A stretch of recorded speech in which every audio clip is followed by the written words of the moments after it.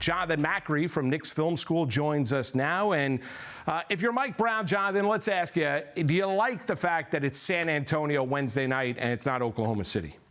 Well, I don't know if Mike Brown's happy. I'll just say, as someone who was in the building when the Spurs raised that championship trophy in 1999, I'm happy because I've been waiting 27 years for redemption over that team. I think if you gave Mike Brown truth serum, though, he will probably say, look, Oklahoma City, they are the defending champions. Obviously, they have the heart of a champion, but they were coming across the finish line, dragging themselves. Their second best player, J-Dub, didn't even really play in these playoffs. Their third best player, Chet Holmgren, disappeared. So I bet you if you gave him truth serum, he would have said he probably would have actually preferred the Thunder, despite the fact that they have done a very good job, obviously beating the Knicks all 4 times over the last 2 years with this core and have a lot of defenders to throw at Karl-Anthony Towns.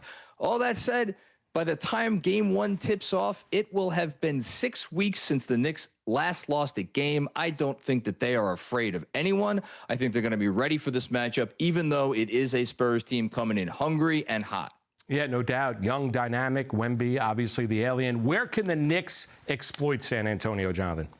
Well, I think you look at both ends of the floor. Let's start on the defensive end when San Antonio has the ball, and I think that's going to be a massive challenge just because of the obvious issues that Victor Wembanyama presents. That said, if you were to construct in a lab the perfect defender for Victor Wembanyama, you would have someone that looks a lot like OG Anunoby.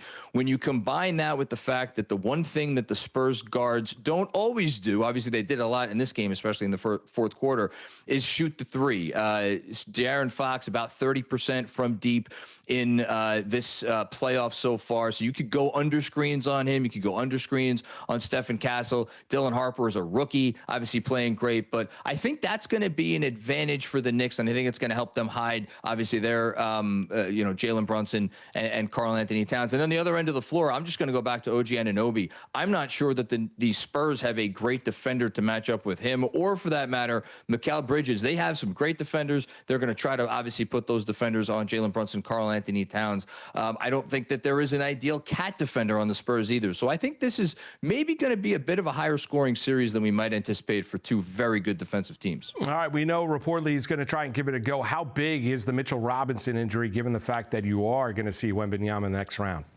Yeah, I mean, look, Wembanyama, there's no one that can actually really guard him one-on-one. OG's going to give it a shot. Karl-Anthony Towns, I'm sure, is going to get a shot. But I think the most important thing that you have in your quiver when you're playing the Spurs is just extra fouls to use up. And Mitchell Robinson is valuable for those. But I think also just when you look at Mitch, in the NBA Cup championship game that they played against San Antonio back in December, he only played 18 minutes, and he managed to grab 10 offensive rebounds in that time, also had a couple of blocks and a steal.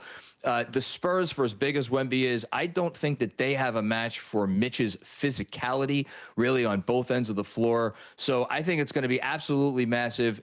Could it potentially swing the series, Mitch looking like Mitch versus a diminished version? I think these teams are that closely matched that it just might.